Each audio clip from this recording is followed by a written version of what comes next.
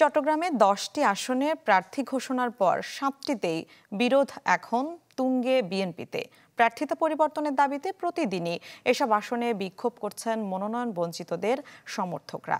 নেতাকর্মীদের আশঙ্কা এ বিভক্তির প্রভাব পড়বে নির্বাচনে, কেননা কোনো কোনো আসনে বঞ্চিতদের কেউ কেউ স্বতন্ত্র প্রার্থী হতে পারেন বলেও আভাস মিলছে।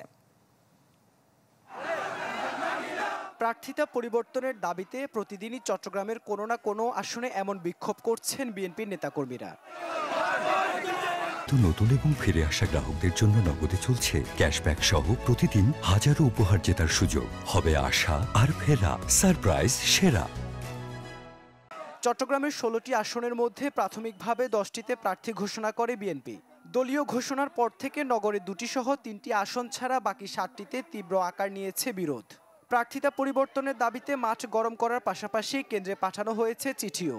চট্টগ্রাম 13-তে যাকে নমিনেশন দেওয়া হয়েছে তিনি দীর্ঘ 18 বছর রাজপথে ছিল না, তিনি 18 নির্বাচনে রাজপথ থেকে পালিয়ে গিয়েছিল।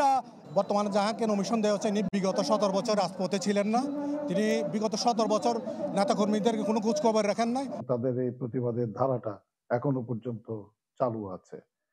এতে করে তাদের যে আবেগের জায়গায় তারা কর্মসূচি পালন করছে, এখন যাকে মনোনয়ন দল দেবে বিএনপির একজন কর্মী হিসেবে অবশ্যই আমি তার জন্য কাজ করে যাব। নেতাকর্মীদের আশঙ্কা এই বিরোধ প্রভাব ফেলবে ভোটের মাঠে। এতে মনোনয়ন বঞ্চিতদের কেউ কেউ হতে পারেন স্বতন্ত্র প্রার্থী, মিলেছে এমন আভাসও। তারা যেহেতু এই মনোনয়ন মেনে নিতে পারছেন না, স্বাভাবিকভাবে আমি মেনে নিতে পারছি না। আশা করব আমার দলেও বাঁশখালীর মানুষের মতামতকে শ্রদ্ধা জানাবেন। কয়েকটি আসনে মনোনয়ন পর্যালোচনা করা হচ্ছে বলে জানিয়েছে দলটির একাধিক সূত্র। বাদ প্রতিবাদের বিষয়টি নিয়ে ভাবছে বলে জানালেন এই কেন্দ্রীয় নেতাও। প্রতিযোগিতা একটু থাকবে, এটা এত বছর পর নির্বাচন হচ্ছে, কিছুটা প্রতিযোগিতা থাকবে। এখানে অতি উৎসাহ থাকবে কিছু কিছু জায়গায়। এটা আমাদেরকে আস্তে ধীরে দেশে যখন গণতন্ত্র পুরো প্রবর্তন করবে, আস্তে আস্তে আস্তে আস্তে আমাদের মধ্যে এই শৃঙ্খলা অনেকটা ফিরে আসবে। 10টিতে মনোনয়ন নিয়ে এমন উত্তপ্ত হলেও বাকি 6টিতে প্রার্থী ঘোষণা এখনো অনিশ্চিত।